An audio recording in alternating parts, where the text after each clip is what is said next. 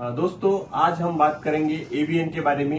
AVN क्या होता है, एवीएन क्यों होता है, एवीएन की बिना ऑपरेशन ट्रीटमेंट आयुर्वेदिक न्यूरोथेरेपी और पंचकर्म के द्वारा अपन एवीएन को कैसे ठीक किया जा सकता है और एवीएन के बारे में जो भी मिसकंसेप्शन समाज में फैली हुई है, इस सब के बारे में आज हम इस वीडियो के माध्यम से बातें करेंगे। तो मैं आपका दोस्त डॉक्टर पंडरी अपना यूट्यूब चैनल पे सबका स्वागत करता हूँ। तो सबसे पहले एवीएन क्या है ये अपन जानते हैं। इसका मतलब एक अवैस्कुलर नेक्रोसिस, यहाँ पे बोन को ब्लड सर्कुलेशन के द्वारा जो खून मिलना चाहिए वो कम हो जाता है और उसमें बोन गलने लगता है, सड़ने लगता है और वहां पे डिफॉर्मिटी फॉर्म होने लगती है। तो ये ज्यादातर अपने जो बिग जो जॉइंट रहते हैं जैसे hip joint, knee joint, shoulder joint, यहाँ पे ज्यादातर दिखने को मिलता है। और जब से ये कोविड एपिडेमिक आके गया है तो ज्यादातर हिप जॉइंट में अपने को एवीएन ये दिखने को मिलता है। इसमें प्रॉपर डायग्नोसिस का यदि अपन देखते हैं तो first stage, second stage, third stage और फोर्थ स्टेज, फिफ्थ स्टेज, इस तरह से इसको डिवाइड किया जा सकता है। लेकिन फर्स्ट और सेकंड स्टेज ये एक्सरे में भी नहीं आती, लेकिन रुग्णों को पेन बहुत होता है। जब अपन एमआरआई करते हैं तो एमआरआई में थर्ड स्टेज जब आती है तब अपने को पता चलता है अपने को एवीएन और अपन एकदम से घबरा जाते हैं। और ज्यादातर हिप जॉइंट में ही, क्योंकि हिप जॉइंट ज्यादातर अपन उसको यूज करते हैं और वहां पे खून की कमी होने के कारण जो फीमर का बॉल रहता है वो खराब हो जाता है और बॉल खराब होने की वजह से उसमें अपने को वो गलने लगता है, सड़ने लगता है। यही कंडीशन बाकी जॉइंट में भी होती है, जैसे कि शोल्डर जॉइंट में भी होती है, नी जॉइंट में भी होती है, और लेकिन ज्यादातर वो हिप जॉइंट में ही अपने को देखने को मिलती है। और इसका कारण मैंने बताया, सिर्फ कोविड के कारण ही नहीं बल्कि जो ज्यादा अल्कोहलिक पेशेंट है, जो स्टेरॉइड ज्यादा लेते हैं, जो ज्यादा बैठने का जिनका काम है, उनमें वो ज्यादा दिखने को मिलता है। हिप जॉइंट का जो नेक्रोसिस अपन बोलते हैं उसमें भी दो प्रकार, एक इस प्रकार से बता सकते हैं अपन। ऑस्टियोआर्थराइटिस जो बोलते हैं वो हिप जॉइंट का ऑस्टियोआर्थराइटिस वो भी एवीएन के जैसा ही होता है, लेकिन उसमें और इसमें फर्क जानने के लिए अपन ये देख सकते हैं कि उसमें बॉल की साइज सिर्फ चेंज होती है, वहां पे गलना सड़ना नहीं होता। तो ये एवीएन, लेकिन एमआरआई में अपने को ये दिखने को मिलता है कि सीधा सीधा second stage, third stage, fifth stage, fourth stage, इस तरह से दिखने को मिलता है। तो अपने को डायग्नोस ये करना है कि अपने को एवीएन या ऑस्टियोआर्थराइटिस हुआ है। तो ये उस कंडीशन एक ही जैसी है, सिम्टम्स भी एक ही जैसी है। तो ये अपने को पहले डायग्नोस करके अपन बता सकते हैं कि एवीएन क्या है। उसके बाद आता है अपना एवीएन में क्या क्या सिम्टम्स दिखते हैं। तो सबसे पहला सिम्टम्स ये रहता है कि चलने में दिक्कत होती है, एकदम से पेन रहता है, सीवियर पेन रहता है, जॉइंट का स्टिफनेस आ जाता है। पेशेंट को ज्यादातर जो यानी कि थर्ड या फोर्थ स्टेज के पेशेंट रहते हैं उनको चलना भी नहीं आता और लंपिंग ज्यादा दिखाई देती है और जॉइंट में पेन हमेशा रहता है। और जो भी उनके डेली रूटीन के वर्क है वो कर नहीं सकते, ज्यादा बैठ भी नहीं सकते। इस तरह के यदि अपने को सिम्टम दिखते हैं तो ये एवीएन के सिम्टम आप समझ सकते हैं। अब बात करेंगे कि एवीएन में पंचकर्म आयुर्वेदिक न्यूरोथेरेपी कैसे कारगर सिद्ध है।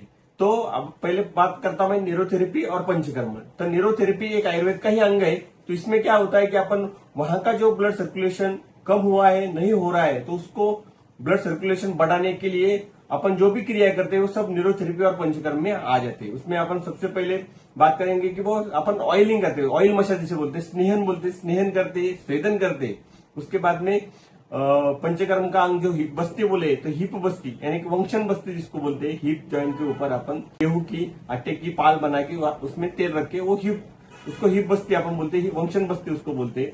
उसके बाद में अपन रक्तमुक्षण, ये सबसे बढ़िया उसमें कारागर सिद्ध हुआ है। जलों का लगाना ये भी सबसे सही ट्रीटमेंट वहां पे हुए। विद्ध कर्म कर सकते हैं, अग्निकर्म कर सकते हैं और कपिंग, हॉट कपिंग, ये सभी क्रियाएं करके अपना एक ही मोटो है कि वहां का ब्लड सर्कुलेशन वहां पे होना चाहिए।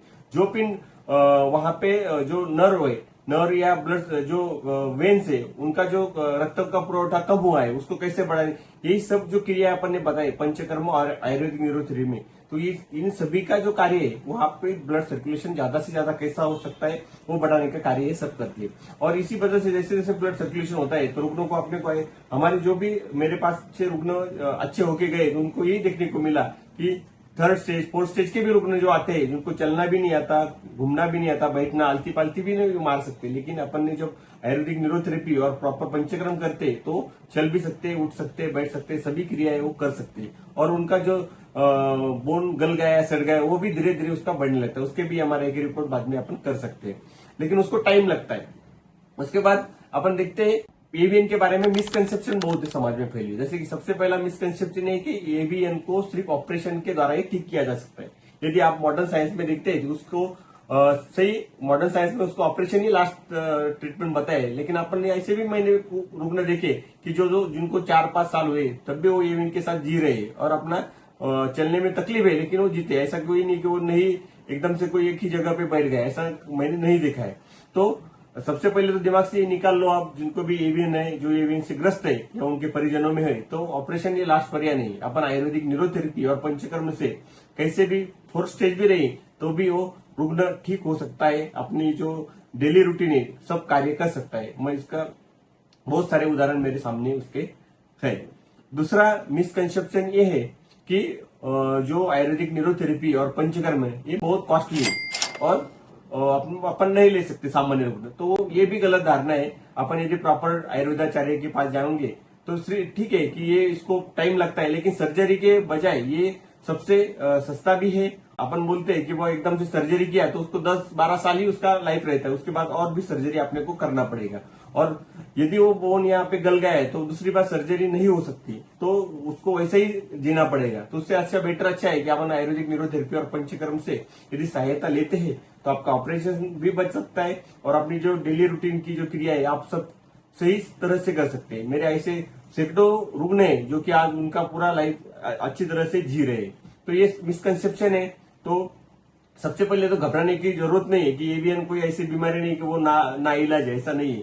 एवीएन ठीक हो सकता है, वो भी बिना ऑपरेशन की वजह से, और वो भी आयुर्वेदिक न्यूरोथेरेपी और पंचकर्म की यदि अपन प्रॉपर करते हैं तो निश्चित रूप से आप उससे राहत अपने को मिल सकती है। अब बात करेंगे आयुर्वेदिक न्यूरोथेरेपी और पंचकर्म ही क्यों करना चाहिए। तो सबसे पहले तो आयुर्वेदिक न्यूरोथेरेपी और पंचकर्म सबसे पहले अपने बॉडी को डिटॉक्सिफाई करता है। जो बॉडी में अपने समदोष समाग्नि समधातु मल क्रिया, ऐसा जो आयुर्वेद का श्लोक है, आयुर्वेद ने बताया है, आयुर्वेद का उद्देश्य है कि जब तक अपने शरीर के दोष सम अवस्था में नहीं आते तब तक कोई भी बीमारी ठीक नहीं हो सकती। तो पंचकर्म आयुर्वेद थेरेपी पूरे बॉडी पे काम करके जो भी शरीर के दोष बढ़े हुए उनको शांत करके, उनको बॉडी को डिटॉक्स करके पूरी बॉडी को रिजोनेट करने का काम करता है। सेल भी काम करने लगते हैं, टिश्यू भी काम करने लगते हैं। इस तरह से यूरिन में जो भी ब्लड सर्कुलेशन की वजह से जो भी प्रॉब्लम आए हैं वो सब धीरे धीरे रिकवर होते हैं। सप्त धातु पे वो काम करते हैं, त्रिदोषों पे काम करते हैं, मलों पे काम करते हैं। इस तरह से सबसे अच्छी ट्रीटमेंट आज के यदि इस इरा में होंगी तो आयुर्वेद पंचकर्म और न्यूरोथेरेपी ही है जो अपने को इससे राहत दिला सकती है। उसके बाद मैं सबको इस वीडियो के माध्यम से बताना चाहता हूँ, ऐसे भी कोई रुग्ण आपके यदि परिवारजनों में हो, आप एवीएन से ग्रस्त हो, कि आपके परिवार में, अपने रिलेटिव में, अपने मित्र परिवार में कोई ऐसा हो, तो आप जरूर हमारे गंगा हॉस्पिटल में आज ही अपना आयुर्वेदिक न्यूरोथेरेपी और पंचकर्म का कंसल्टेशन बुक करें। मैं इंश्योर करता हूँ कि गंगा हॉस्पिटल में आपको अच्छी ट्रीटमेंट, और जाते जाते बताना चाहता हूँ कि इस तरह के इंफॉर्मेटिव वीडियो देखने के लिए हमारे चैनल को लाइक करें, सब्सक्राइब करें और बेल आइकॉन दबाना ना भूलें, ताकि इस तरह से जो भी नए नए वीडियोज है आयुर्वेद के बारे में है, हेल्थ के रिलेटेड है, वो आप पहले से आपको नोटिफिकेशन आए और आपको जल्दी से जल्दी देखे। तो दोस्तों मिलते हैं अगले बार ऐसे ही कुछ नया टॉपिक लेके। तब तक के हेल्दी रहिए, खुश रहिए, हंसते रहिए। धन्यवाद। जय आयुर्वेद।